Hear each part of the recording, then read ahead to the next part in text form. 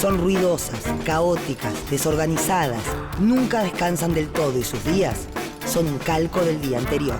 Sale el sol y comienza la procesión de millones de personas que se movilizan, que llegan desde distintos puntos y sus calles se saturan de autos, colectivos, teléfonos, agendas, portafolios. En pocos minutos, la tranquilidad que reina durante la noche deja lugar a la acción continua de un semáforo, de una bocina, de un tren que sale a horario, seguido de otro y otro. En Buenos Aires y en San Pablo, en Londres o en París, todos los días se ve la misma postal, se escuchan los mismos ruidos.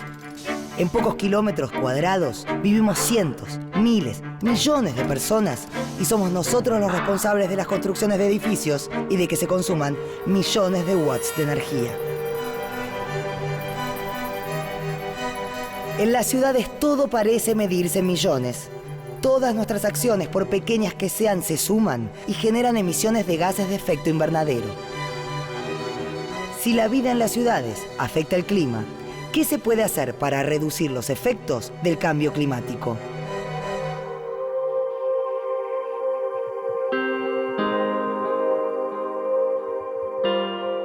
La vida en la Tierra es posible gracias a la energía que recibimos del Sol. La atmósfera permite la entrada de rayos solares que calientan la Tierra. Esta, al calentarse, también emite calor, pero algunos gases en la atmósfera impiden que se escape todo el calor hacia el espacio y lo devuelven al planeta. Este fenómeno llamado efecto invernadero es lo que permite, entre otras cosas, nuestra existencia. Pero si la atmósfera retiene demasiado calor, la temperatura del planeta aumenta y produce una consecuencia tan peligrosa como indeseada: el cambio climático. Desde que descubrió el fuego e inventó la rueda, el hombre transformó continuamente su entorno en busca de su bienestar. En esta búsqueda, logró grandes avances y descubrimientos, pero también alteró ciclos propios de la naturaleza. Las industrias, la producción a gran escala, el uso de máquinas pesadas y la quema continua de combustibles fósiles provocan un constante aumento en el volumen de los gases que quedan alojados en la atmósfera. Estos son los gases de efecto invernadero. El dióxido de carbono es uno de ellos y es el resultado de casi todas las actividades humanas, desde pequeñas acciones cotidianas, como dejar una luz encendida, hasta desastres ambientales, como los incendios forestales. Todos son parte de una cadena de contaminación global que puede poner en serio peligro el futuro de la vida en la Tierra. Las causas y las consecuencias del calentamiento global son muchas y están vinculadas entre sí. Cada una, a su manera, aporta alteraciones o sufre los efectos de las demás. Cada una debe ser pensada entonces como un punto de un delicado tejido global del que depende nada más y nada menos que nuestra existencia.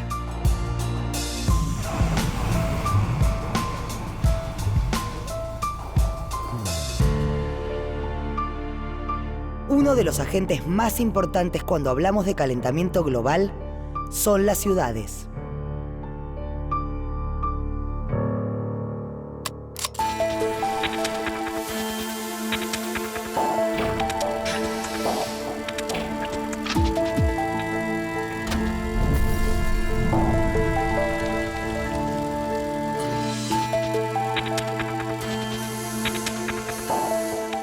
En el siglo XVIII comenzó una revolución que iba a cambiar al mundo. Se reemplazó el trabajo manual por la industria y la manufactura. Se mecanizó la actividad textil, se automatizaron tareas y se cambiaron las formas de trabajar el hierro. Este proceso se conoce como Revolución Industrial y marcó un antes y un después en la historia de la humanidad. Se expandió el comercio y nacieron los ferrocarriles. Todo se hizo más ágil, más rápido, más inmediato. La incorporación de máquinas pesadas provocó un enorme aumento en la capacidad de producción y cambió definitivamente el mapa de la población mundial. Millones de personas se trasladaron del campo a la ciudad y se expandieron las zonas urbanas. Este crecimiento no se detuvo. Desde hace más de 2 siglos, las ciudades se convirtieron en centros de desarrollo, permanentes generadoras de cambios globales. En la actualidad, más de la mitad de la población mundial vive en ellas, con sus beneficios y con sus consecuencias. Desde el punto de vista del cambio climático, las ciudades constituyen la principal fuente de emisión de gases de efecto invernadero. Esto tiene que ver con las acciones que se desarrollan en una ciudad, principalmente asociada al consumo de energía. Esta energía proviene principalmente de la quema de combustibles fósiles y, por lo tanto, a través de esta quema es que se liberan a la atmósfera enormes cantidades de gases de efecto invernadero. Si bien las ciudades ocupan solo el 1% de la superficie del planeta, las enormes cantidades de gases de efecto invernadero que se liberan por las acciones que se desarrollan son las principales productoras del fenómeno del calentamiento global. Si además tenemos en cuenta que gran parte de las ciudades en los últimos años han estado creciendo en forma desproporcionada, hace que algunas de estas ciudades se conviertan en lo que denominamos megaciudades y sean entonces las más importantes con respecto a las emisiones de estos gases. Se define megaciudad como aquel ambiente urbano en el que la población supera los 10 millones de habitantes. En América Latina existen 3 ciudades que cumplen con este requisito. Una de ellas es San Pablo, otra es el Distrito Federal de México y la última es el área metropolitana de la Ciudad de Buenos Aires. Actualmente, las megaciudades consumen 2/3 de la energía mundial y son responsables del 70% de las emisiones de gases de dióxido de carbono.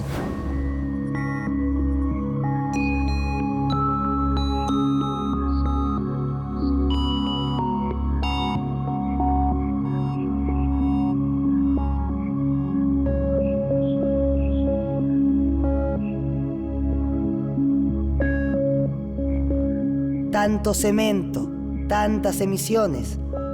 ¿Cómo repercuten estas variables en la temperatura de las megaciudades?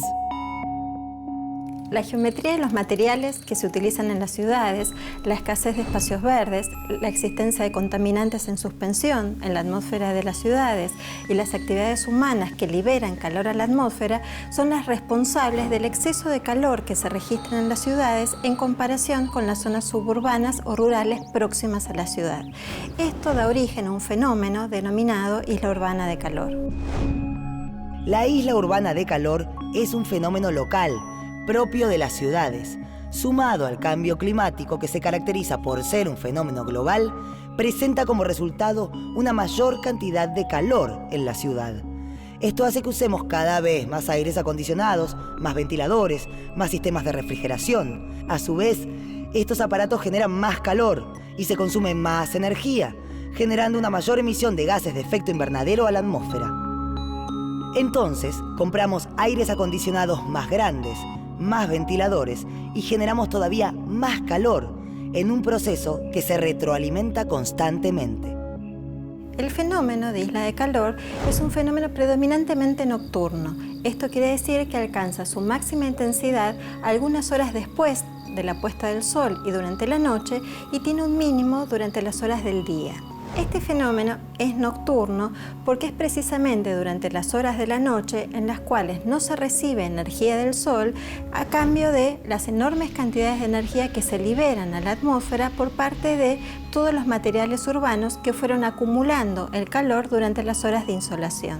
En general, esta magnitud media es del orden de 2 grados centígrados, pero en términos instantáneos, la intensidad de la isla urbana de calor puede ser del orden de los 10 grados centígrados. No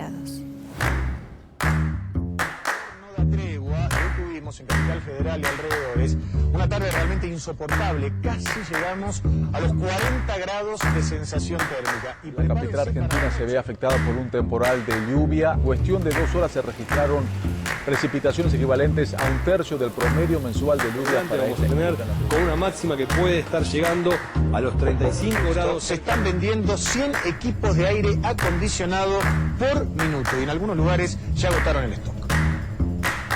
Las consecuencias climáticas que sufre una determinada área, por ejemplo, una ciudad, se conocen como impactos locales.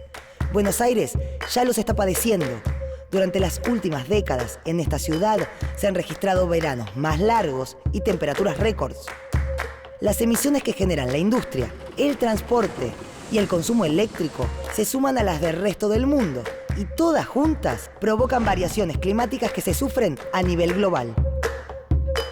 En los últimos años, fenómenos climáticos extremos, como las tormentas, las olas de calor, las inundaciones y las sudestadas se volvieron más intensos, prolongados y frecuentes. Entre 1960 y 2010, la temperatura promedio anual en la ciudad aumentó 1 grado centígrado, mientras que en ese mismo lapso de tiempo, las precipitaciones aumentaron 250 milímetros. Estas pequeñas diferencias de apenas milímetros o centésimas pueden cambiar la dinámica de una ciudad toda.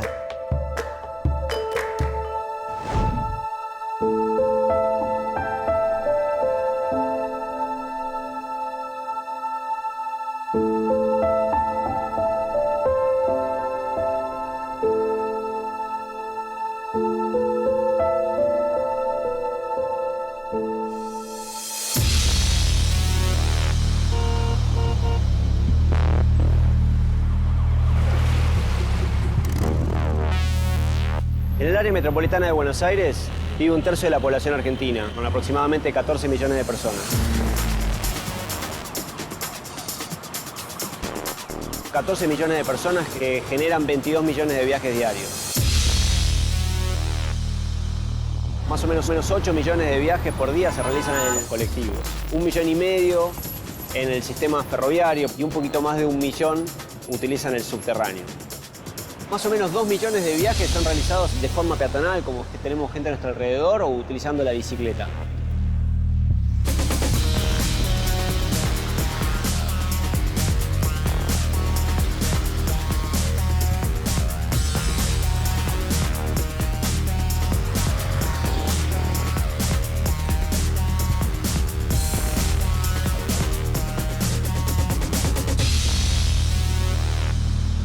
En términos de emisiones de gases de efecto invernadero, el principal responsable del sector transporte es el sistema de transporte de cargas. El que le sigue es el sector de autos particulares, con el 35% de las emisiones.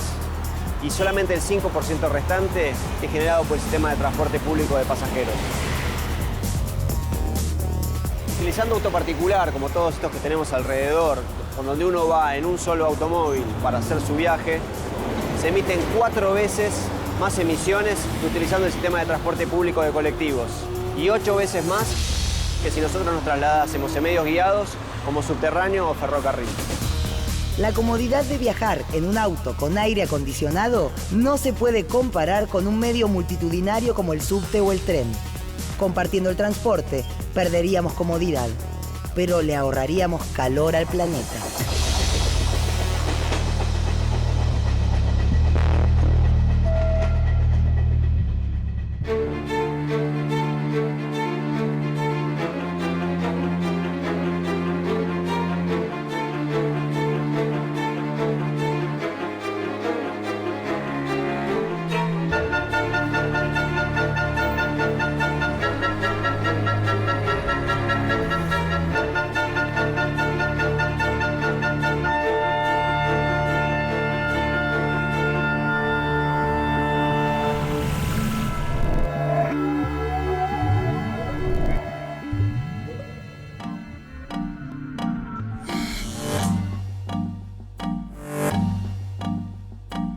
La ciudad de Buenos Aires consume el 12% del total de la energía del país.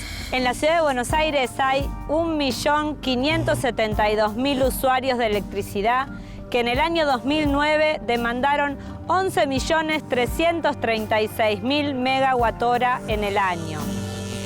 La mayor parte de la energía producida en Argentina, del orden del 56% para el año 2009, fue a partir de la quema de combustibles fósiles.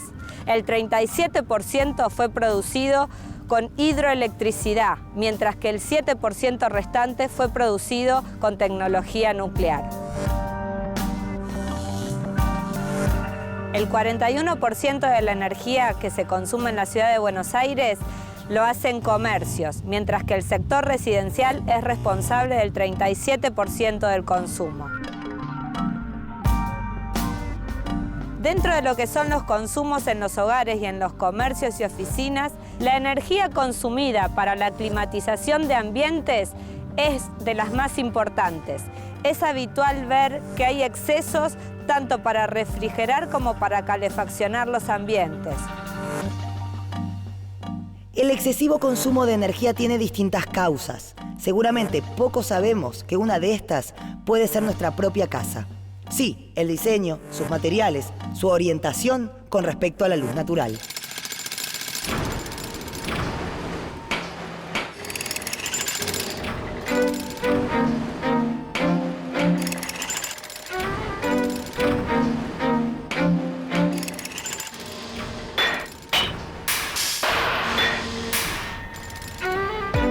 La ciudad de Buenos Aires tuvo un boom de crecimiento edilicio en los últimos 10-15 años. Las metodologías constructivas y los materiales utilizados en los últimos 60 años no han variado mucho, en parte debido a que no se ha internalizado lo suficiente el problema de la eficiencia energética y la lucha contra el cambio climático.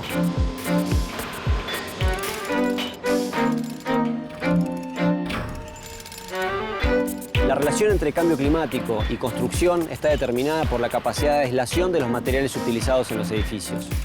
Esto significa que si nosotros tenemos menor capacidad de aislación en los materiales, vamos a requerir mayor uso de energía para aclimatar las habitaciones de ese edificio, generando un uso ineficiente de la energía.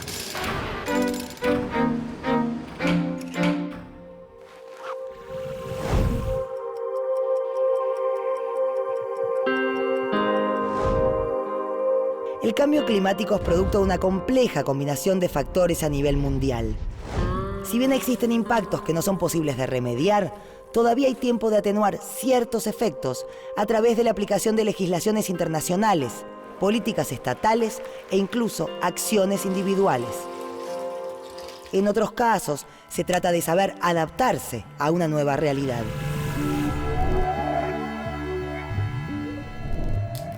El cambio climático forma parte de la agenda de los líderes de todo el mundo. La primera iniciativa importante fue la Convención Marco de las Naciones Unidas sobre el Cambio Climático. En 1997 se estableció el Protocolo de Kioto.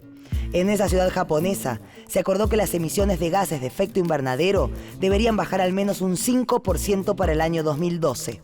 Estados Unidos, uno de los países con mayor cantidad de emisiones de gases de efecto invernadero, no ratificó el protocolo. Fue a partir de Kioto cuando comenzaron a tomar mayor protagonismo las ONG. Una de las acciones que actualmente se lleva a cabo es la campaña de Ciudades por la Protección del Clima. Se trata de una iniciativa de la ONG ICLEI Internacional, que hoy incluye a más de 650 centros urbanos comprometidos con la causa. El uso eficiente de la energía, la gestión integrada de residuos sólidos y el transporte sustentable son los puntales que trabaja la campaña. Como país en vías de desarrollo, la Argentina no está obligada a asumir compromisos en el marco del Protocolo de Kioto. Sin embargo, el país tomó la responsabilidad de llevar adelante acciones voluntarias para reducir las emisiones de gases de efecto invernadero.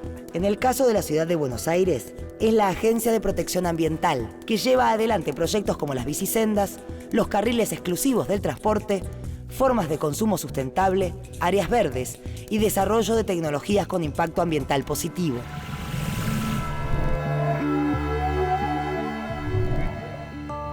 Existen actividades concretas, políticas nacionales, internacionales y acciones individuales que pueden realizarse para disminuir las emisiones de gases de efecto invernadero que aceleran el cambio climático. Estas acciones se definen como mitigación. Una de las medidas de mitigación frente al cambio climático que se puede tomar en una ciudad está vinculado con un diseño apropiado del transporte público. Cuánto más eficiente sería que, por ejemplo, 40 personas se desplacen en forma conjunta en un único transporte, por ejemplo un colectivo, en comparación con si cada una de estas personas se desplazara en forma individual en un automóvil.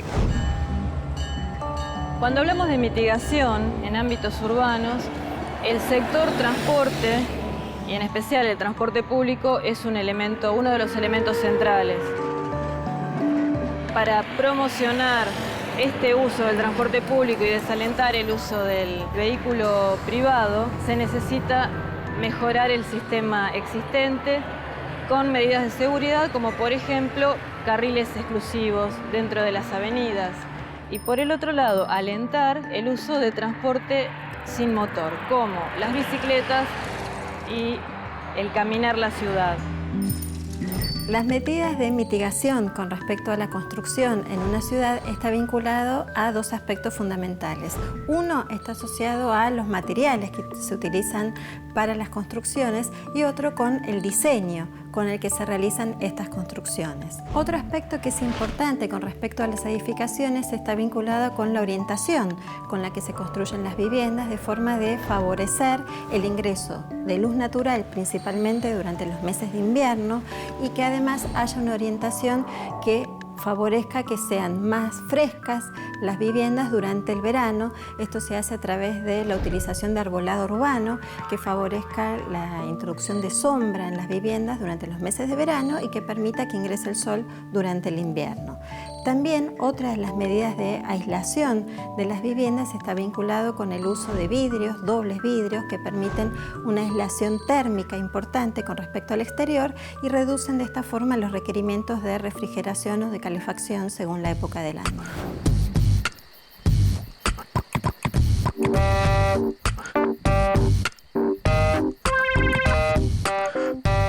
Una de las medidas que implicaría la mitigación de los efectos de la isla de calor lo constituye la ampliación de los espacios verdes existentes o la creación de nuevos espacios.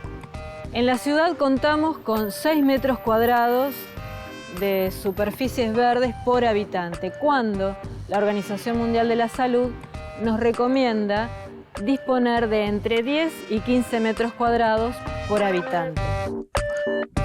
Aquellos que viven, por ejemplo, en un edificio dirán que es imposible rodearse de árboles. Pero siempre existe un mínimo espacio para mitigar emisiones. Las coberturas verdes absorben calor y dióxido de carbono y liberan oxígeno a la atmósfera. Una cobertura verde es un sistema que permite el crecimiento de vegetación en la parte superior de edificios, ya sean techos o terrazas. La vegetación que crece da sombra a las superficies, remueve el calor por evapotranspiración. De esta manera reduce la temperatura ambiente. Estos espacios tienen un impacto positivo porque además de enfriar el aire y el suelo de la cubierta, mejoran el aislamiento térmico de los edificios.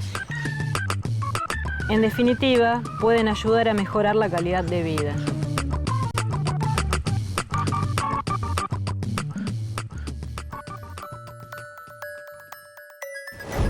¿Qué más deben hacer los gobiernos y las personas que sufren los impactos del cambio climático? Adaptarse. Esto es, adecuar sus estilos de vida a las nuevas condiciones climáticas, incluso aprendiendo a usar a su favor aquellas nuevas circunstancias de las que se puede sacar provecho. Las medidas de adaptación frente al cambio climático en una ciudad están asociadas a cómo informar, por ejemplo, a la población cómo hacer frente a los posibles impactos que produce el cambio climático en el ambiente en el que desarrolla sus actividades cotidianas y su vida. Estas acciones están vinculadas, por ejemplo, con sistemas apropiados de alerta frente a la ocurrencia de eventos extremos de temperatura, esto es, olas de frío, olas de calor, ante la ocurrencia de tormentas intensas que puedan dar lugar a inundaciones y anegamientos dentro de la ciudad, y finalmente en aquellas ciudades que están ubicadas en zonas costeras, alertas con respecto a la posibilidad de desbordes de ríos que puedan inundar toda la franja ribereña de la ciudad, o también por ascenso del nivel del mar.